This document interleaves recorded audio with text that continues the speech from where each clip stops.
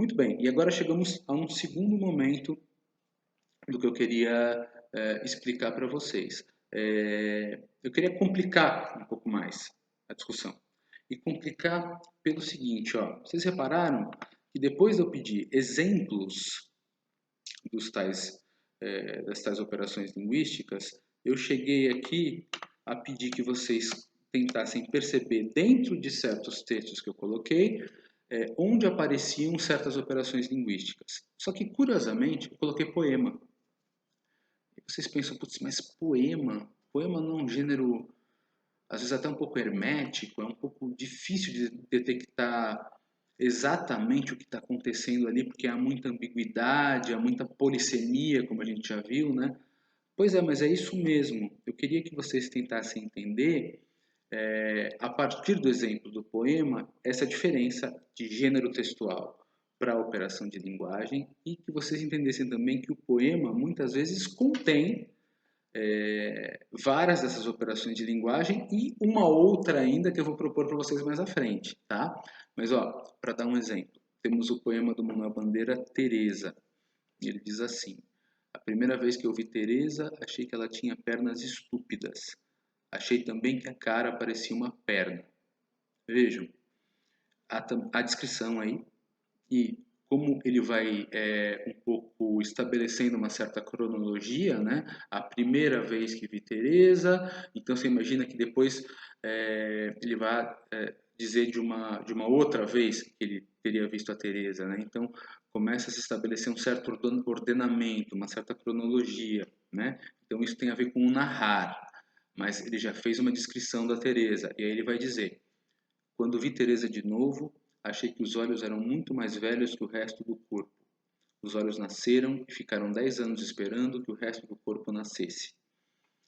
Ele, mais uma vez, descreve e, mais uma vez, também narra. Né? Ele continua essa cronologia, digamos, esse ordenamento, essa narração, mostrando que houve um primeiro momento em que ele viu a Teresa e agora há um segundo momento e alguma coisa muda, né? Não tanta coisa, ele ainda acha a Teresa um pouco sem graça, enfim, um pouco estranha, mas alguma coisa começa a mudar. E aí há quase num movimento assim um pouco dialético, né, um terceiro momento em que ele diz assim na terceira estrofe: da terceira vez não vi mais nada. Os céus se misturaram com a terra e o Espírito de Deus voltou a se mover sobre a face das águas.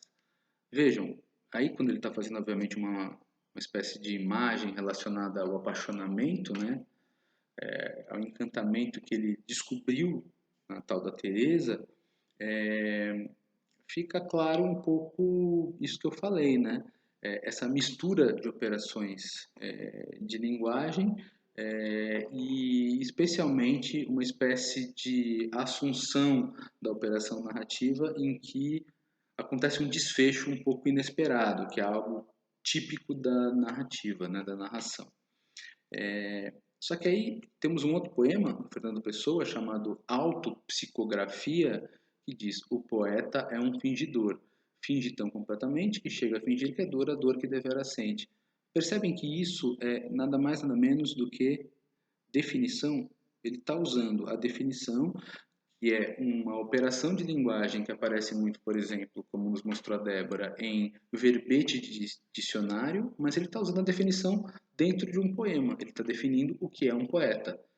Ele começa dizendo que o poeta é um fingidor. Ele não está definindo um poeta específico. Ele não está dizendo Fernando Pessoa é um fingidor. Ele está dizendo o poeta, ou seja, um ser dentro de todo aquele, toda uma classe de seres tem uma certa característica, que é ser um fingidor que finge tão completamente que chega a fingir que é dor a dor que devera sente, certo? Então temos aí a definição. Logo depois, temos um outro poeminha da Adília Lopes, que é uma poeta portuguesa que eu descobri recentemente e que eu não vou nem comentar, mas que tem, esse poeminha tem um pouquinho até de dissertação, se vocês notarem com bastante cuidado. E, por fim, temos também uma canção do Maurício Pereira, que é a canção Trovoa, cujo link eu coloquei ali. Eu gostaria que vocês, antes de lerem a letra, que vocês ouvissem a música, né? Ouvir sem a canção porque, enfim, é muito bonita e aí dá um outro sentido para as palavras, né? Por fim, eu queria chegar aqui nessa tarefinha do amor da Clarice Lispector, né? Por que eu coloquei essa tarefa aqui para vocês?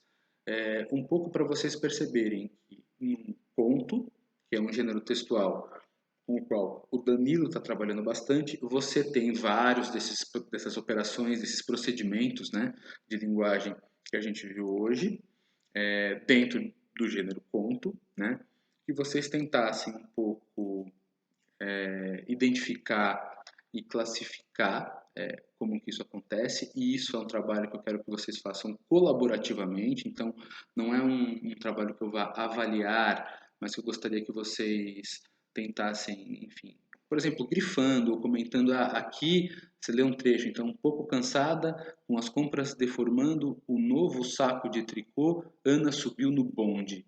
Por exemplo, nessa frase, existe algum trecho em que há a operação da descrição? Existe algum trecho em que há a operação da narração? Eu quero que vocês me apontem aí, né?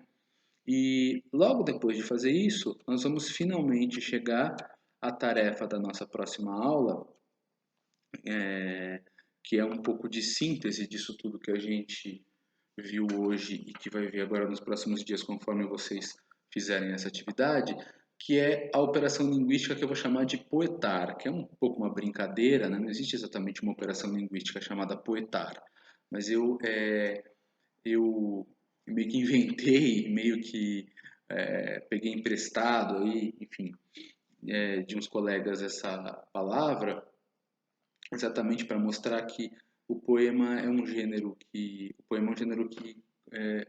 faz uso de maneira muito livre, né, de várias dessas operações de linguagem, e que ao mesmo tempo dá a elas um outro significado. E por que eu quero chegar no tal do poetar?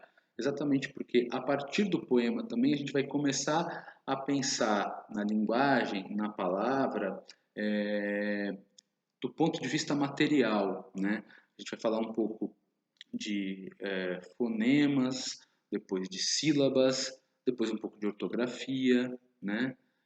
Antes de chegar, digamos, às frases que vão nos levar à sintaxe, depois, além das frases que vão nos levar aos textos maiores, ao discurso, mas, enfim, é um pouco entrando pelo poema que eu quero que a gente comece a se aproximar, digamos, dessa dimensão mais material, mais sonora e mesmo gráfica da palavra, certo?